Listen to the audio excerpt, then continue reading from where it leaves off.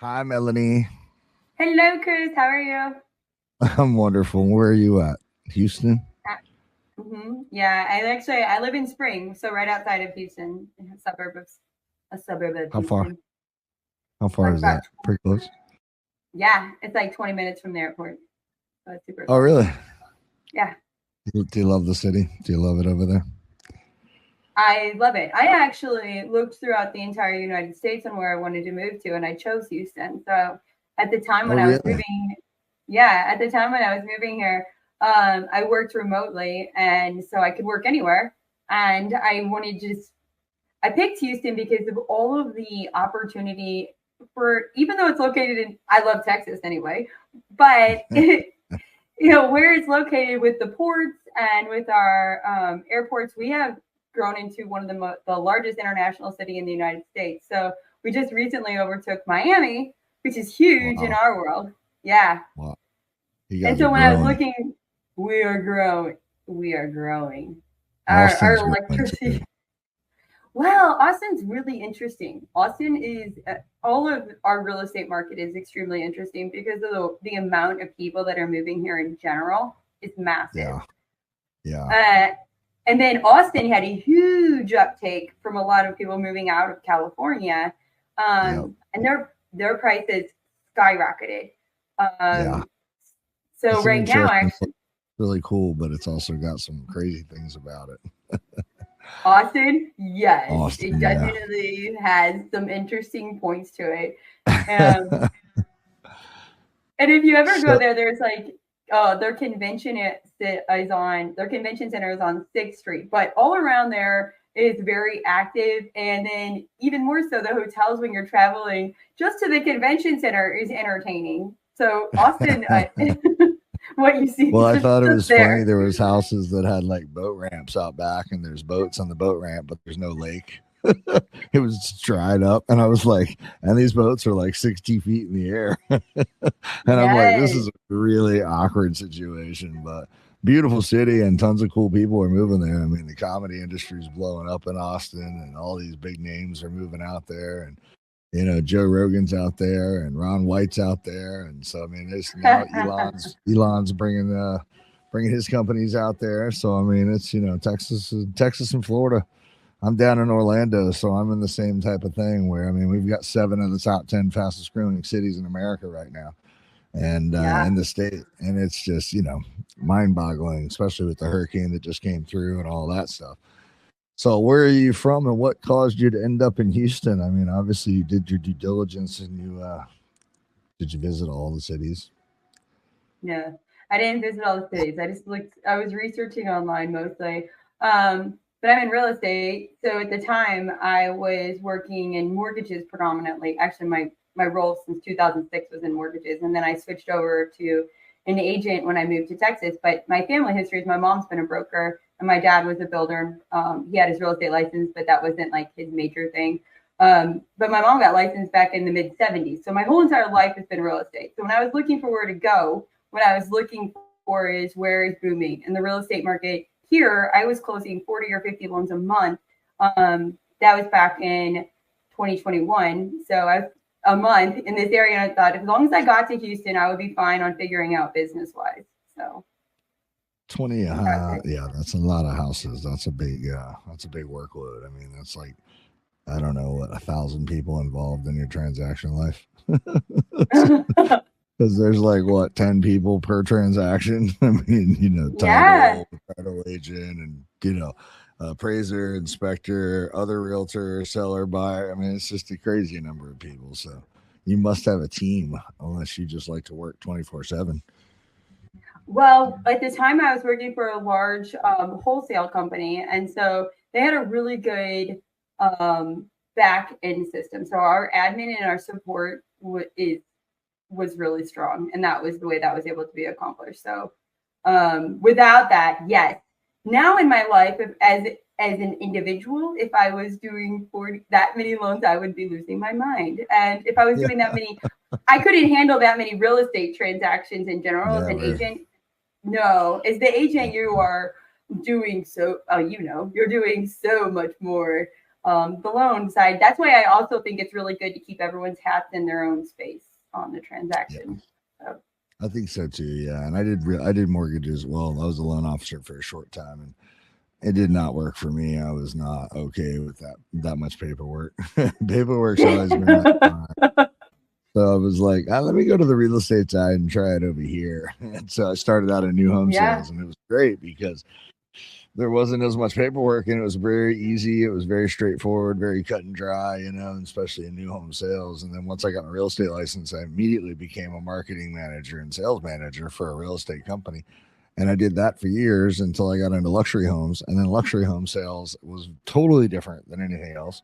But it took me like 10 years of being a new home, luxury home, being a sales manager and marketing manager before I ever practiced general real estate. So it was like I was licensed to practice, but I wasn't selling houses. I was running teams, or I was doing a $2 million home sale build over here, or working for this. So it was really crazy. And then once I got into general real estate, I was like, oh, I absolutely love this. This is nice, So, I mean, it was great. I mean, I've never had a complaint with real estate. I think real estate is definitely the way to go. And Houston seems like you said, a very, very hot place to be right now. I mean, I talk to a lot of people that are headed out that way or already out that way, and they love it. So, said the same things you said. So 20 minutes from downtown, do you work downtown Houston, or do you work the suburbs? I mean, what's your farm area look like? Yeah, actually, I work a lot in the suburbs, but I do have my office in Keller Williams Memorial. So that is downtown. It's in the Memorial area. And that my office is only about 40 minutes from my house. So, and that's with traffic. It's not a terrible commute. And I don't go there very, very frequently, but there's a lot of places to play in Houston. So, I mean, farming area wise, I spend a lot of my time more so in Montgomery, near Conroe and the Woodlands. Recently, that's really been where I've had a lot of my business, more so than downtown area. But as in real estate, we'll go anywhere, do anything. Exactly. We'll drive for real estate business. Yeah, I actually was in. Yeah, I was actually in San Leon, which is near Galveston yesterday. It's about an hour-ish drive, but I had a nice couple that I'm working with that are moving here from Austin for business. So that was fun. They're looking for more space than what you normally get. Our lot sizes can be smaller. They're smaller. I'm from Illinois, and the lot sizes there are much larger. Yeah. 60 feet wide, 80 feet wide. What do they start at? I would say, well, I really don't know it that way. But I would say like a 7,000 square foot lot is probably pretty standard, 5 to 7. Oh, yeah, you guys are on top of each other. Yeah. And it just depends then really, I mean, on my house, I live in Spring, which is still a suburb, and I have a half acre, but I have a double lot. So it just depends on what you do. So that's the only a quarter acre to half acre. Big difference there. Yeah. And that's good. That's busy. If they're smushing them on top of each other, that means they're trying to fit max people in small space, which is a good thing. Certainly good for business. What's the average home price going for right around now? 356. 356. Our average. Mm-hmm. Not bad. So it's reasonable still, something that people can afford. It's not like some crazy number. I mean, some places are out of control. But also think about this, because I reflect on this frequently, is I originally started in mortgages in 2006. And at that time, jumbos were $417,000. And so 356 would be close to a jumbo if you're talking about then. And now we're saying it's average. It's crazy when you think about it. There's no question that home prices are out of control, and they don't even make sense with the economy. I mean, there's no logic or reasoning to what's going on. It's not like the inflation has matched the home sales price or anything like that. I mean, the cost of living is far beyond. A family of two can't afford a $350,000 home unless they both make $100,000 a year. And that's an if, but it's certainly become like, very difficult to own homes these days and buy them, especially considering what 60, 70 years ago, you could pick up a house for $4,000. It's like crazy. Right. Parents bought homes with cash. No, They're and great even points. yeah, of course, exactly right. I mean, I was at a house yesterday that is it's actually for lease or sale. And they bought it in 20, let's see. They bought it back in 2013 for 131,000. If they were selling it now, they're selling it over 400, but they're renting it for 3,000 because their mortgage is reflective of what they purchased on, right? Right, But right, still, exactly. $3,000 is more than what you would be paying for if you were, Oh yeah. like, Well, at that yeah, time, they probably locked in at about 3.25 interest rate, so they're probably paying about $600 a month in huh, PITI, and they're renting it at $3,000. So I mean, that's just they're printing cash. If you already own the properties, you're in good shape. It's just if you don't own them yet, buying them is a little tough these days. But they're coming out with a lot of other options, tiny homes and prefab homes and pod homes, and Amazon sells a house now that you can set up. I mean, there's some crazy stuff out there. So it's going to be interesting to see which way the market goes and how things happen over the next, I'd say 6 months are going to be very detrimental.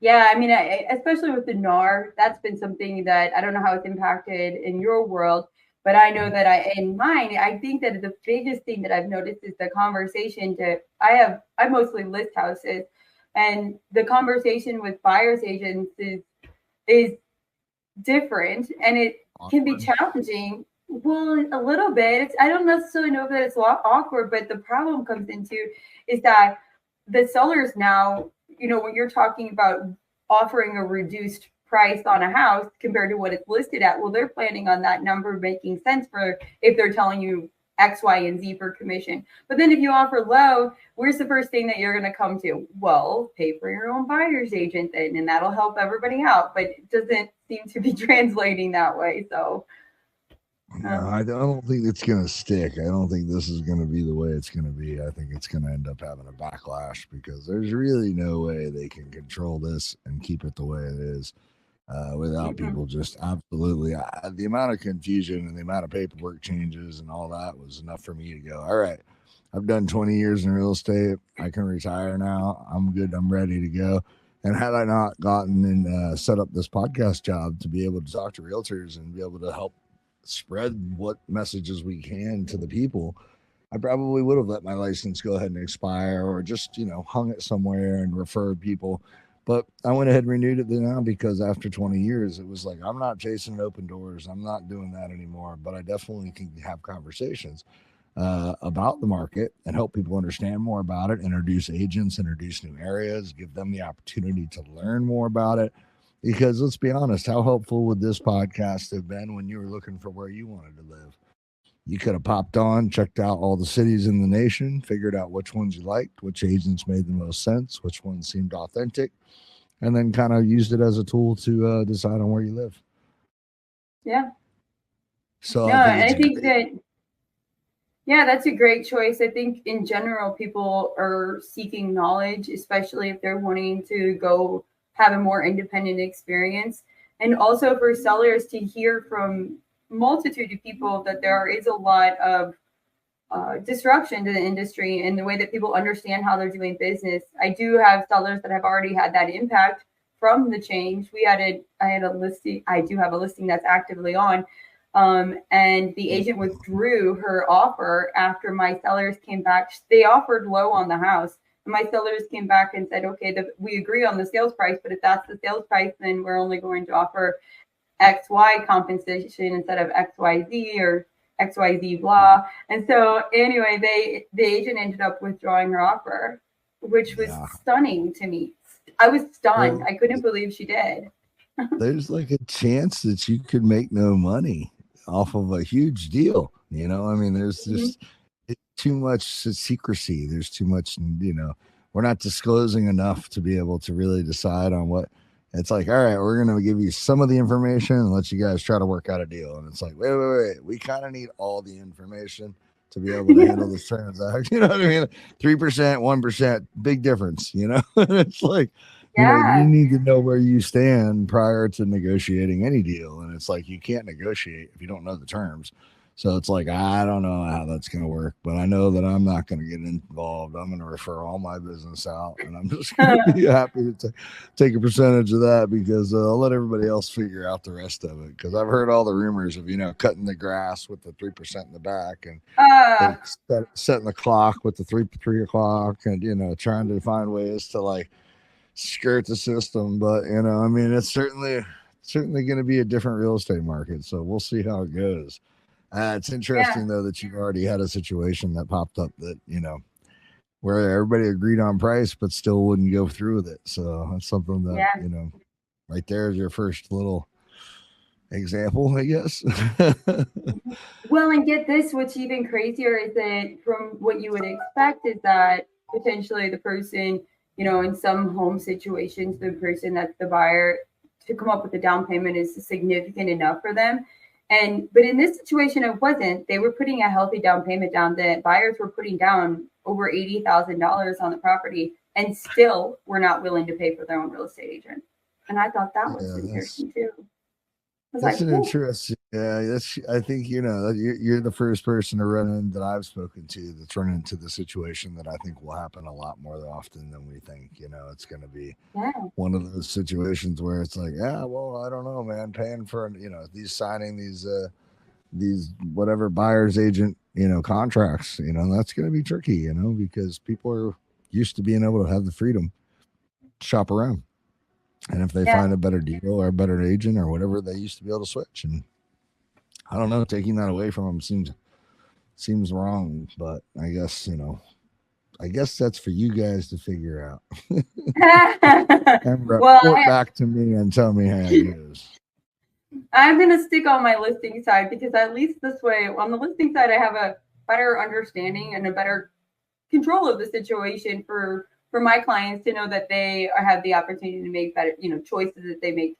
And so I'm just going to stick with the listings. I don't blame you. You'll be my reference for listing information and finding out where, what's going on. Because I know more buyer's agents than seller's agents. And definitely being a seller's agent would be the way to go, because at least you didn't have all the information. So now it's up to you to figure out how to make it work, which that could be a lot of pressure too, because it's like, hey, we need you to sell our house. And you're like, I know, but I also can't tell anybody about it. And it's like, I don't know how to sell this thing, because I really can only give people certain information, and that information has to be certain, and it's like, I want to sell the house, but I got all these things to overcome, and it's not as simple as it used to be. And so I think the game has changed for real. We're going to have to adjust whether we like it or not, and we'll see what happens. But I imagine probably next year or the year. I don't know. I just can't imagine this is going to hold up and be a thing, because there's just too many undisclosed. There's too many open questions, there needs to be some more definition of what's going on. And I think they haven't really defined the situation very well. And we'll see. I mean, that's just my personal opinion, and don't listen to me because I'm a moron, but I like to believe that, 20 years of experience in anything you do gives you a little bit of knowledge, right? So it's, for me, was a perfect time to transition out. For you, perfect time to stay on the listing side, right?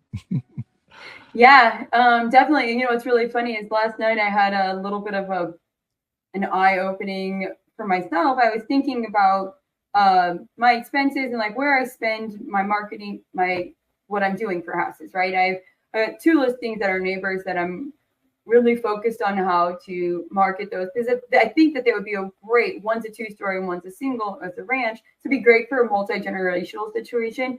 And while I was going through my head ways to promote the property, I realized I'm really just a glorified real estate marketer. That's all I really am. It certainly has changed. It certainly has changed. Yeah. I was like, you basically sit online and punch out information like a marketing director or marketing agent, but really not much real estate anymore. I mean, it's certainly changed. So that's an interesting concept too. Doing after the listings. How do you present that the most effective way? I mean, it's got to be challenging to earn the listing. Competition is going to be fierce when you don't have to tell them, when you can offer whatever you want. You know, I mean, it's already was bad enough with people coming in and trying to list homes at 4%. And, you know, everybody was like, well, this guy said he would list my home for 4%. Why are you charging 6? And I'd tell him, I'm not in the business of listing homes. I'm in the business of selling homes. If you want to sell your home, I'll sell it for 6%. But if you want it listed, you'll list it for 4. I only need 90 days. I'm like, plus I would Right. never do you the injustice of selling your home for 4% because now I'm only offering the agents 2 on each side. No one's showing a home at 2%. So don't even try. It's just silly. But you know, those Yeah. people are cutting the knees out of their own clients, and now we're in a situation where it's even worse. I think because it's like I don't know how much I'm going to make. I don't know if I'm going to make anything. I don't know what I can't negotiate. I can't buy into my client's deal because I don't know how much I'm making. So it's like, you know, that's tricky. So like I'm gonna be Yeah. checking back in with you in a few months to see how it's going.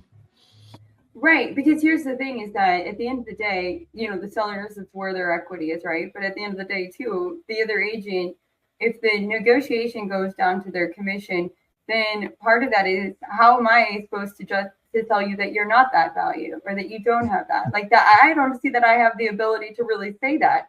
So Right. that's also kind of why it goes back to your own client, though, because they should everyone's financial situation is different. I think that's the biggest problem that we have is that the financial situations of everyone actually needs the funds, whether it be the seller or the buyer would like to retain as much of their own liquidity as possible or equity. So, Yeah, for sure. That would be nice. I mean, I think we may have a new situation coming up too with this money being given to illegals for oof, immigrants. Oh boy, I don't know how that's going to go over.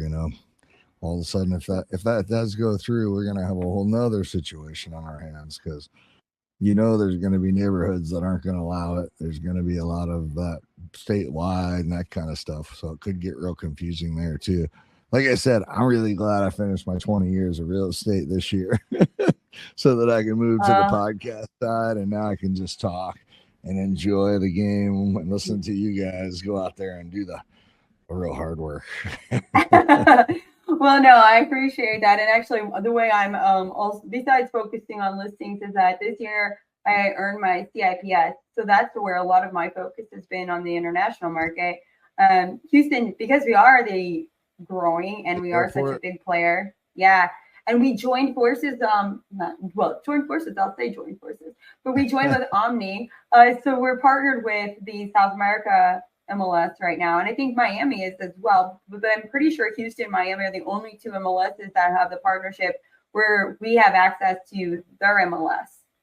And so Wow, that's an that's interesting. amazing. Yeah. That's And so really nice. so also for our HAR, what we've been implemented, and they started this last Mayish, was a global network. So we have the ability through our global exchange to market properties internationally. And that's where my real focus has been. I've been reaching out to agents on LinkedIn that have the same designation. So that's a certified international property specialist. And my goal is to have listings from around the world on my HAR, since Houston is such an international community, for people to be able to easily access those listings. And then especially I've found out that the people that live in Houston are the ones, everyone's summer is somewhere else. Nobody stays for the hot 120 degrees here. So everyone goes to other locations anyway. And Colorado is one of the big places. So I think that Texas, Colorado, and Florida, they're like their own little 3-pack of states that seem Yeah, to work well together. yeah. We have um, our own little rule book. That's right. Everyone goes up to Colorado. A lot of people do for summers too. That's cooler and it has a similar kind of environment. So that or Florida is what I seem to find, or internationally. So those Yeah. Houstonians that travel a lot or have other houses is really where my focus has been. I have one of my listings is a gentleman that lives in Ecuador most of the time. So he has an investment property here. And that's been a really interesting way to learn more about the Ecuador market. And then I also have I'm working with Keller Williams brokerage in Roatan in Honduras for 3 listings from a gentleman Nice. that lives in Houston. Yeah. So it's interesting property Houstonians own around the world anyway, or people that are relocated here for our oil and gas industry. people come here for a year or two and then they move away and they come back. And during that time, a lot of it is international positions that they receive. So they accumulate properties on those trips, which is nice to come back and have ownership around the world, I guess. That's right. Property all over the place. Can't be a bad Yeah. thing, right? Well, I think it's important that I stay in touch with you since you're now my listing expert on what's going on. So I'm going to have you on the show a couple more times so we can get some more feedback. But how do people reach you if they're in the Houston area and they want to learn more about your real estate? Yeah, you can always call my cell phone. I'm very active on it, which is Yes, I do. I answer. Do you have a website? I do. Let's see. My website. Probably the easiest would be on my Facebook, which is Move with Melanie, or LinkedIn or Instagram. Perfect. Yeah. Send all that information so we can make sure it's all put up. And I will plan on talking to you next month and see how this house sold because I can't wait to hear about it. Oh, yeah. Sounds good. All right, Melanie. Thanks so much for taking the time today. I will talk to you soon. All right. Thank you, Chris. See you. Have a great day. You too. Bye.